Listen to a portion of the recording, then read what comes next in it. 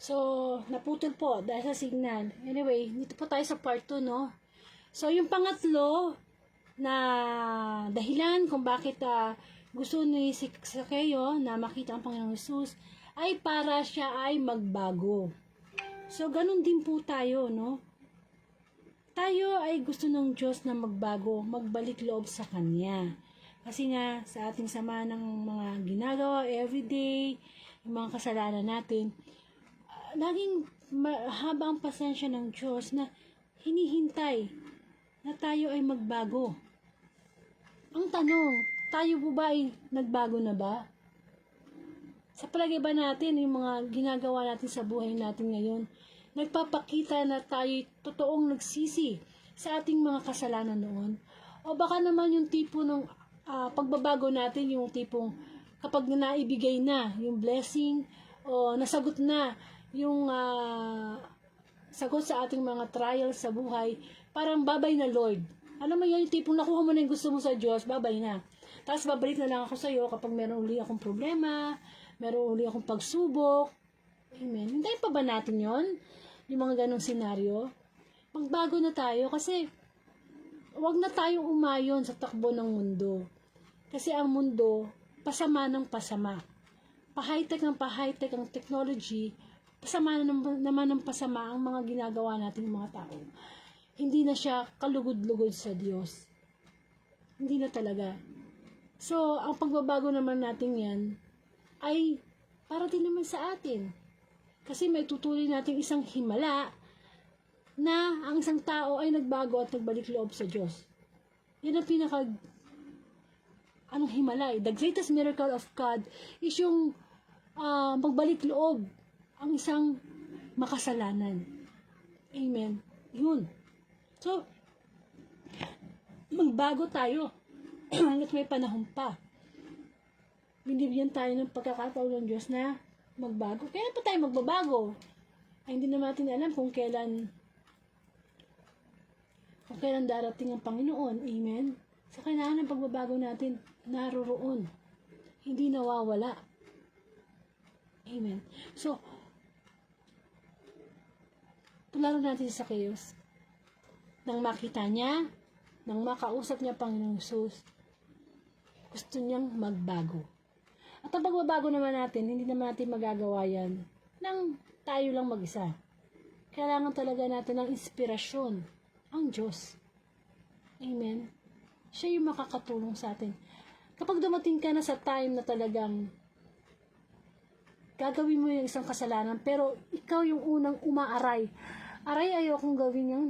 Ayoko na ng bisyong yan. Ayoko na magtanim ng galit sa aking kapwa. Aray, ibig sabihin, nagbago ka na ng totoo. Pero kung paulit-ulit kang mong ginagawa yung kasalanan yun at hindi ka umaaray, hindi ka nasasaktan para sa Diyos, ibig sabihin, hindi pa talaga full, ganap ang iyong pagbabago. Sapagkat ang sinumang nakipagkaisa kay Kristo ay isang bago ng nilalang.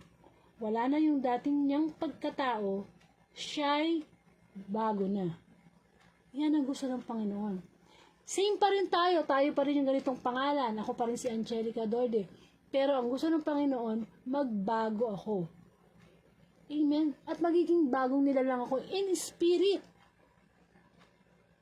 Yung bang tipong ang makikita sa'yo ng kapwa mo, si Kristo, hindi na ikaw.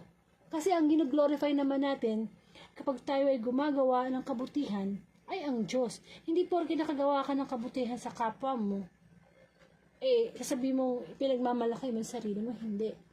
Kaya yung mga naglilingkod sa simbahan, hindi yung sarili nyo ang ipinagmamalaki nyo, kundi ang Panginoon. So, paano mo pa malalaman na nagbago ka na ng una? Sabi ko nga, umaaray ka na sa kasalanan. Namumuhi ka na sa kasalanan. Amen? Namumuhi ka na sa kasalanan.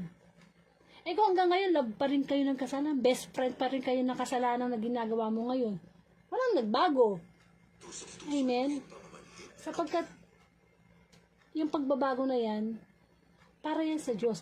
Sinasabi natin laging sa atin na magbabago ako para sa Diyos. Pero kung tutusin, tayo ang unang nagbe-benepisyo nun. Amen? Sa totoo lang, ang Diyos mabubuhay nang wala tayo eh. Kasi nasa Kanya na ang lahat eh. Pero dahil nga sa marubdob niyang pagmamahal sa atin, binibigyan niya tayo lagi ng chance. Pandemic pa lang, yung Kanyang pinadala, hindi pa niya ginunaw ang mundo, para tayo magbago. Kailan tayo magbabago?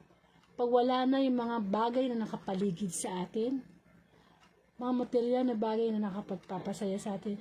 Yung tipong, eto na, andyan ang Panginoong Yesus, yung parang pag lumindol, saka mo palang nasasabing, Lord, lumilindol, sana huminto na.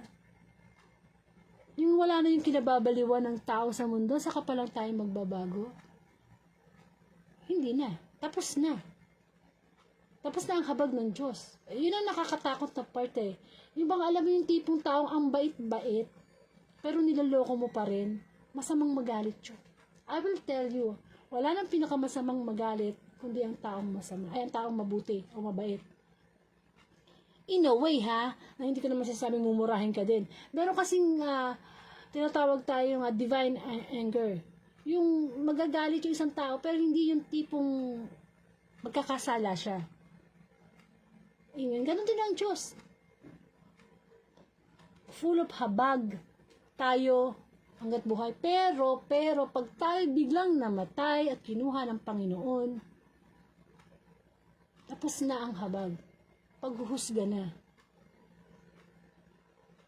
Doon na natin maririnig.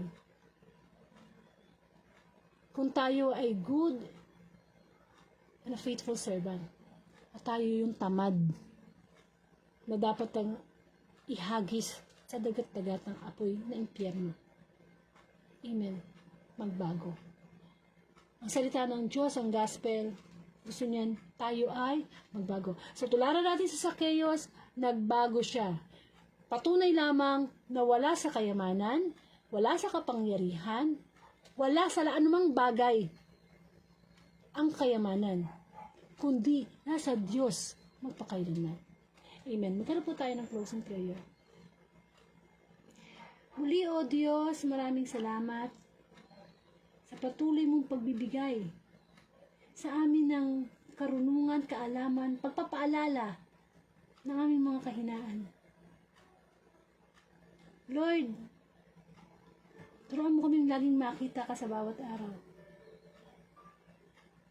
Turuan mo kami laging makita ang kabutihan mo sa aming buhay. Marami kaming ginagawa sa aming buhay na pinipilit naming mabulag spiritually, na hindi namin makita ang pagmamahal mo, na hindi namin makita ang daan patungo sa iyo. Lord, tulungan mo kaming lagi kang makausap sa panalangin, makausap sa mga gawaing spiritual. Mangusap ka sa aming Panginoon sa mga oras na ito. Ipaalala mo sa amin na ang buhay na walang hanggan ang iyong regalo sa bawat isa. Isang buhay na walang hanggan na pinaghirapan ng Panginoong Jesus. Ibinigay niya ang kanyang sariling buhay. Lord, dalangin namin na kami magbago, hindi dahil sa napipilitan, kundi magbago kami dahil sa pag-ibig namin sa iyo.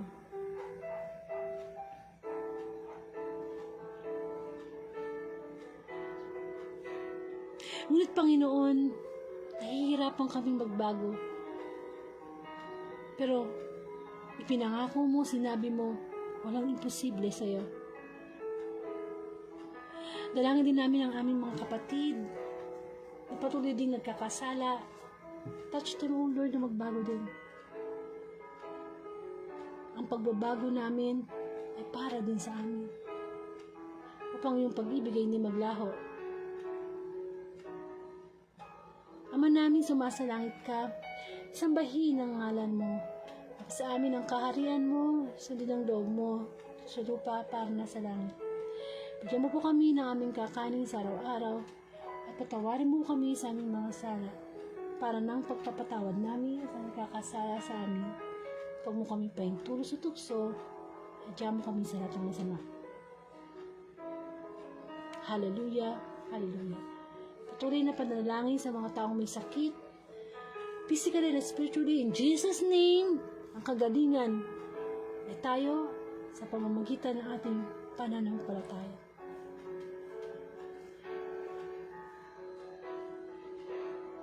Yes, panalangin ko, Panginoon, ang Facebook Live nito ay patuloy mong i-bless sa gamiting instrumento sa pagpapahayag ng iyong mabuting balita.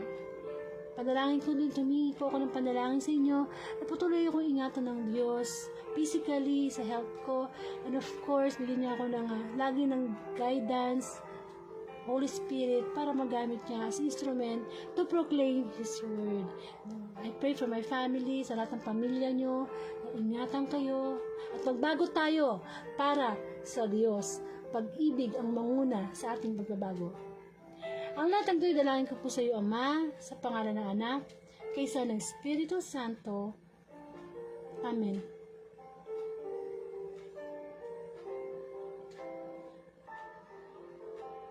Alam po nyo yung kwento ni Zacchaeus, si Jesus sa Zacchaeus, talagang napakaganda yan eh. Kwento yan ng pagbabalik loob ng isang taong naranasan na ang lahat ng sarap ng buhay, kayamanan, katanyagan, pero dumating siya sa point na empty pa rin. Empty pa rin kasi hindi naging number one si Kristo sa buhay niya. Gayon din tayong mga tao. Yan ang ipinagninilay sa atin ng gospel ngayon, ng Tuesday Gospel. Tinatanong sa atin ng Diyos, pinagsusuri tayo sa ating mga puso. Masaya ka ba sa buhay mo ngayon? Nakamtan mo na ba yung talagang kaligayahan? Yung tunay na kaligayahan?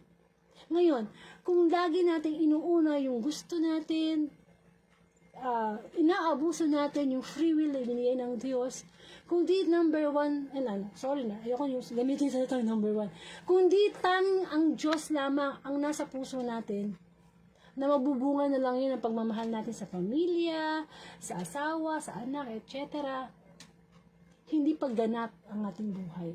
Sabi ko nga, malalaman mo na ang message ng Lord na ito ay magbago tayo sa mga sasama na talikuran natin mga buhay natin hindi kalugod-lugod sa Panginoon upang ang buhay na walang hanggan ay makamtan natin.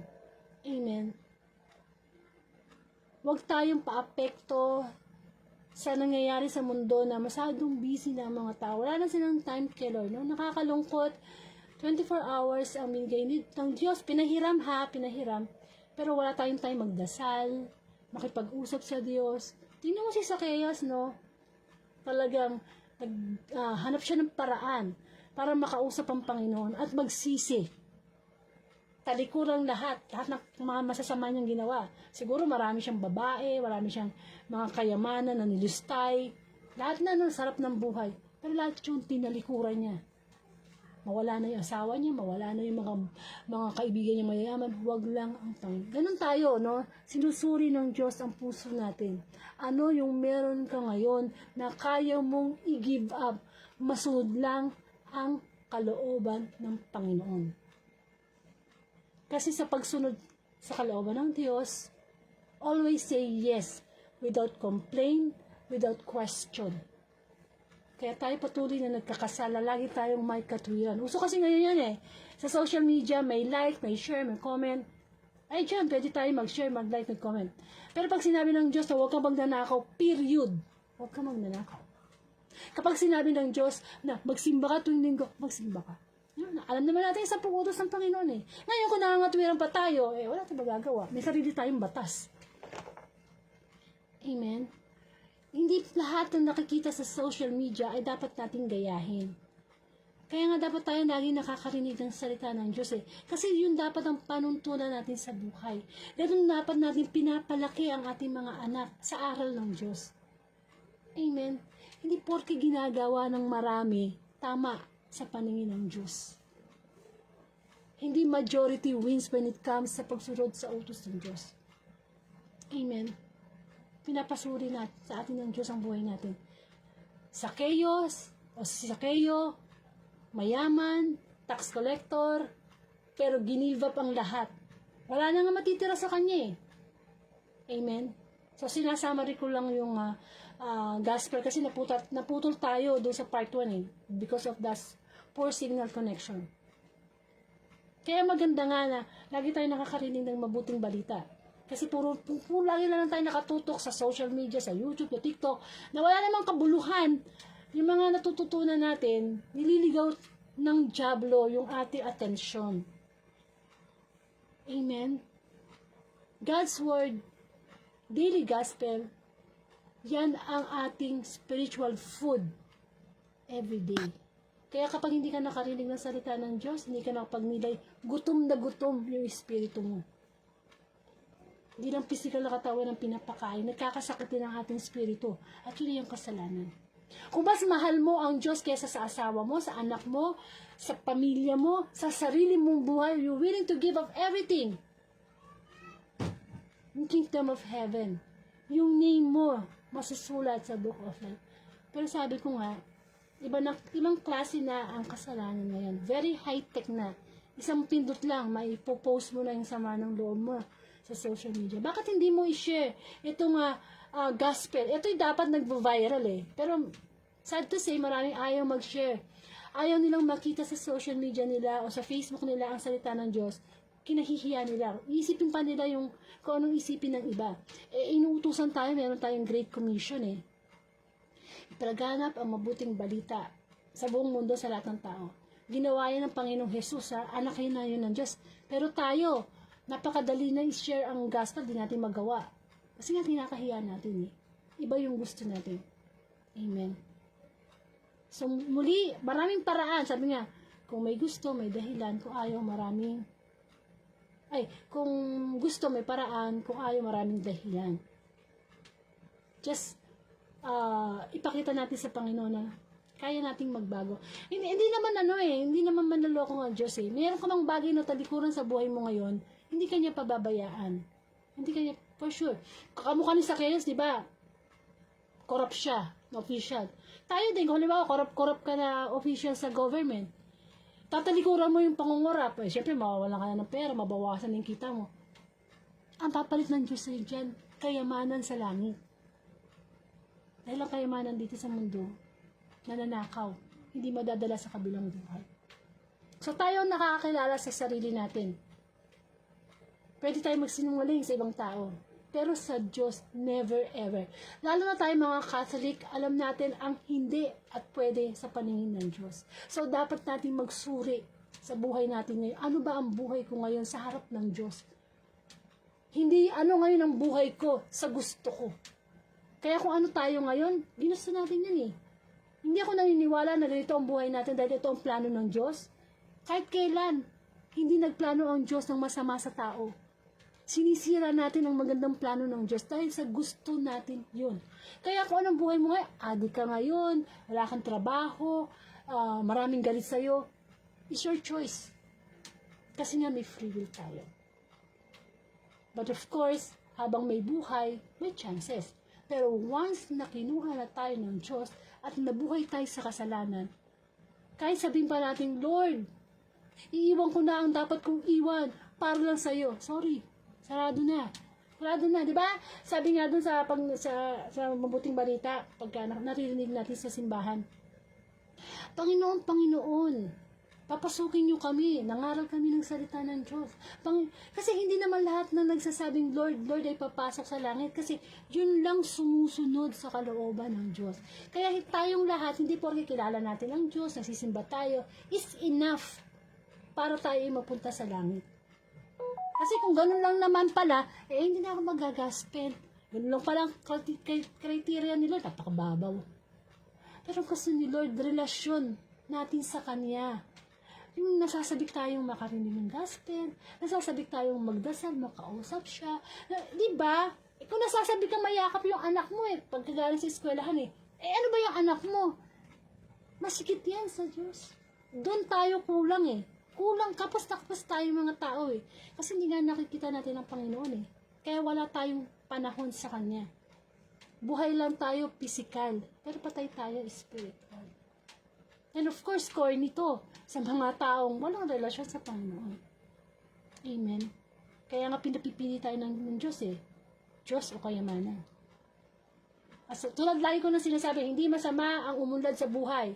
Hindi masama ang yumaman, hindi masama magpagtapos ng mag-aaral ng anak, hindi masama yan. Ang masama, Yun na lang ang focus mo. Wala na ang Diyos. Seek first the kingdom of God. I will tell you, I will share to you personally, kapag inuna mo lagi ang Diyos, magbibigay ang Diyos ng siksik, lilig at umaapaw na pagpapala. Di ba yan materially, spiritually, kapayapaan, yung may peace of mind ka na wala kang nilalamang na tao, yung pag-ibig mo sa kapwa mo, ano pa, yung joy, yung kagalakan, yung ba kahit may problema ka, nakangiti ka. Hindi yung minsan wala ka na nga problema, nakasimangot ka pa eh. Reklamo ka pa ng reklamo. Amen. Kaya maganda na bigyan natin ng tuon ng isip natin. Dahil yan naman talaga ang problema natin eh. Paano tayo makakapunta sa langit? Kaya ngayon pa lang magbago na tayo. Hindi pa huli. Ang huli, yung parang nasa harap na tayo ng judgment day, haharap na tayo face to face sa ating manghukom, at anong sasabihin sa atin ng ating manghukom? Sinunod mo ba ang mga utos ko? Diba? Pinalaganan po ba ang mabuting balita? Yung kahit na nakikinig ka, inilakasan mo yung volume para marinig mo kasama mo sa bahay. Yung tipong shinare mo. Hindi lang naman dito sa gawain itong Word of God eh. Sa mga YouTube, di ba? Marami diyang mga pare, mga pastor na nag-gospel. Pwede nyo i-share. Yung kasi ang dapat natin ginagawa ngayon eh. Hindi naman nakakapagtaka kasi nga, nagdo-double, triple time na talaga ang Diablo eh. Amen. If God is love, ay gagamitin din niya ang love para tayo ay lokohin. Matalino ang Diablo. Pero talo na yan. Talo na ang Diablo. Kapag tayo nagkakasala, yung free will na lang natin ay binigay natin sa kanya. Amen. So, maraming pong salamat at nawa. So, sabi ko nga, ang mga dahilan ni Zacchaeus kung bakit siya gustong lumapit sa Panginoong Hesus para una, makita, pangalawa, makausap, at higit sa lahat, magbunga ng pagbabago o magbago siya. So, ganun din tayo. Everyday dapat nakikita natin si God spiritually. Everyday nakakausap spiritually. At of course, makita yung pagbabago. Yung pag narinig mo sa salita ng Diyos na ibigin mo yung kaaway, ayun, makita doon, no? And alam niyo, gano'n na, yung pinaka-last part ng gospel, maganda yung sinabi eh. Nabila ko nang naalala. Nasara ko yung Bible ko. Ano ba yan? Lucas 19. Yung pinaka-last part ng gospel. Ito sabi, no? Sapagkat naparito ang anak ng tao upang hanapin at iligtas ang naligaw. Sino yun? Yung anak ng tao, ang Panginoong Hesus yun. Napunta siya dito sa mundo, di ba? Nagkatawang tao siya. Para iligtas ang bawat isa sa atin. Grabe ang trabaho na effort ni Jesus Christ, no? Pwede naman siya mag-sitting pretty sa langit eh.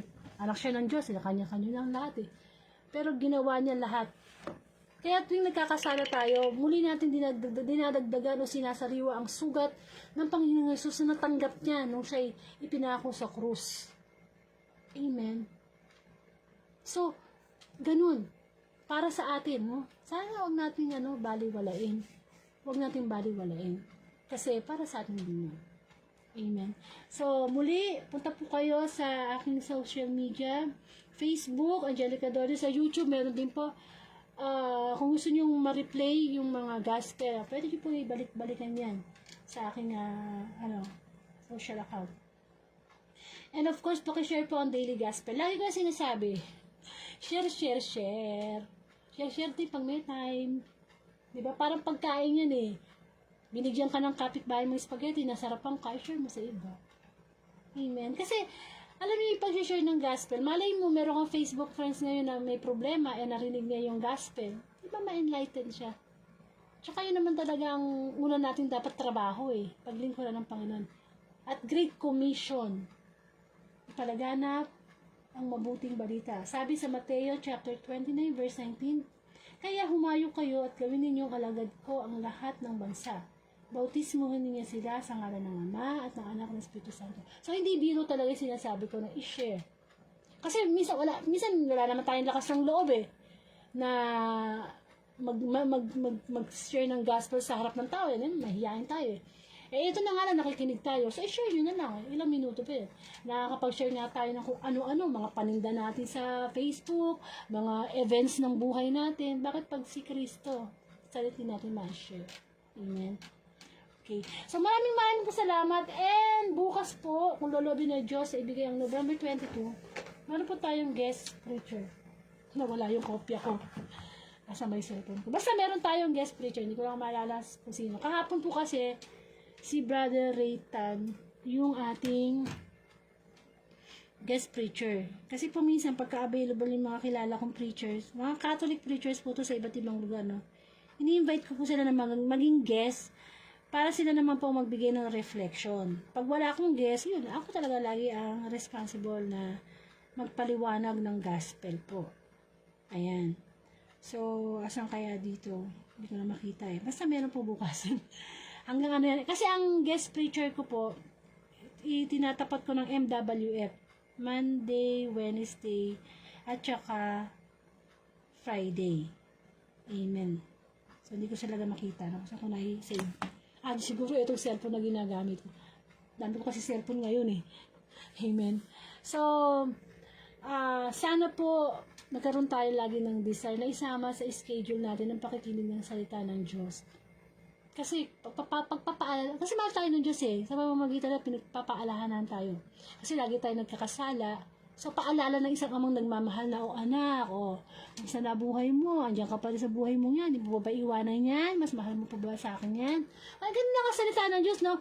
Ibigin mo yung kaaway, ipanalangin mo yung mga nanlalait sa'yo, tumulong ka sa, ayun. Although, alam na natin yun, pero minsan hindi natin nagagawa. Because of our pride. Yung gusto natin. Gusto ko to. Ganun tayo ngayon, yung mga vloggers, no?